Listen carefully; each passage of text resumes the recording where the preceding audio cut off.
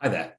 I'm Shaikh, and I'm here with my colleague, Dana Shaddow, and we're here to talk to you a little bit about Netflix, who've been in the news a lot recently with their falling subscribers for pretty much the first time in their short history as a company. We've got some really interesting data from our emotional DNA data set that kind of helps give a few examples as to why that might be happening, and we'll talk a little bit about what they can do to maybe mitigate some of these issues and start to grow again. Dana, I know you wrote this great blog post about this. What do you think are the big factors?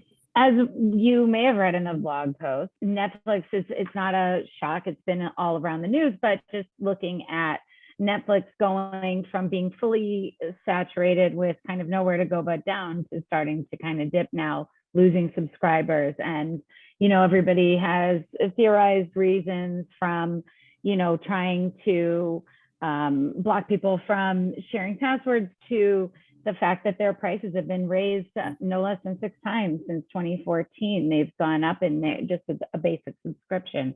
So, we took a look through the lens of emotional DNA and looking at specifically our dimension of originality. And we've seen that kind of wane over the past couple months and years where, they used to be kind of at the top of the game in terms of SVODs. And now that originality metric has dipped to a 93% from what was once about 100%, 99%. And, it's still high compared to other SVODs, but it's now dipped below HBO Max.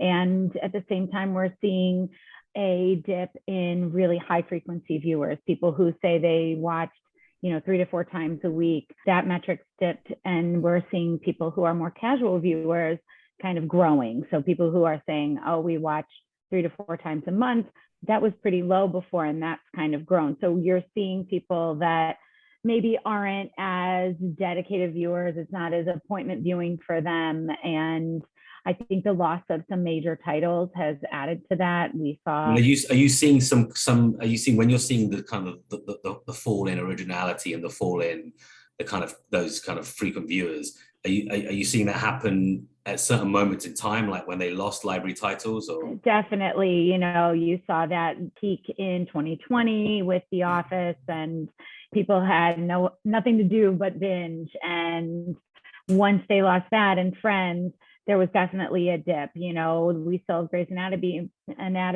to watch at Netflix, but they would do well to kind of partner with either a studio or competitors and start looking outward to whether it's, acquiring or creating or working with a studio to create a new show. I know you and I talked about sitcoms and the lack of sitcoms in upcoming fall schedules. I mean, the sitcom thing is interesting because I feel like, when people think of Netflix, they don't necessarily, their mind goes to obviously a lot of the original stuff, right? And they certainly entered the game as a disruptor, and with House of Cards and Orange is the New Black, and now with Stranger Things and The Witcher and Ozark and tons of, original dramas. And I think that it's interesting that isn't enough, right? Like you would have thought that would be it, right? You have that, everyone's going to come to your service. But what it seems like, what you're saying is that actually what really, really helps support this service and keep viewers and retain viewers, subscribers, were these library titles like The Office or Friends, and what Grey's Anatomy and NCIS still do for them. And so comfort viewing, right, comfort viewing, and also lots of episodes. Right? 100 plus episodes, big libraries. So if that's the case, then how do they find the next one, right? Like, as you're saying, like, broadcast networks have got less sitcoms on their schedule than they've ever had? Years. So right? It's low risk to Netflix to possibly partner up with broadcast networks and take that bill over. It's low production and low risk. High reward. I mean, there's a good chance, you get some of these second tier types of shows that higher an episode count and people will continue to tune in and stream that.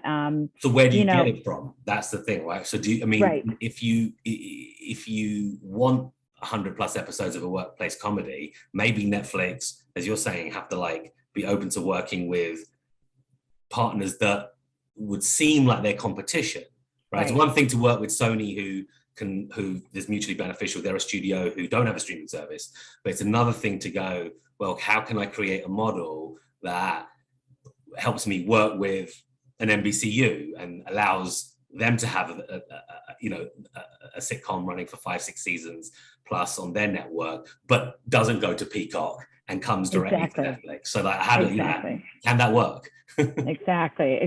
And taking a look at the release strategy, look at the current model and see that releasing an entire season of a show maybe isn't ideal anymore. Keep people coming back a few at a time is much better than saying, okay, I know this show's coming out. I'm going to, tune in for that season or tune in for the weekend or whatever, and then cancel until the next big show comes up. So all these are kind of things to look at and options for trying to reduce churn and bring new viewers back. It's true. I mean, do you think that they need to also, can I just go back to that originality point again? And like, if that's one of the key things that makes what made Netflix so special, like, can they get that from broadening out their content? Can you get it from sports and news? From sports, from, also looking at kind of, we had talked about world building franchises, things that, are more original and not as cookie cutter. But again, we've also seen that the broadcast and those formulaic shows that are that comfort food and comfort viewing, those help as well. So I think it's a combo and trying to figure that out. Yeah, I think that's a good point. Anyway, if anyone wants to know, more out there about this stuff, we live and breathe this and are always into the data. So feel free to reach out. Love to hear from you. Please do. Thank you. Bye.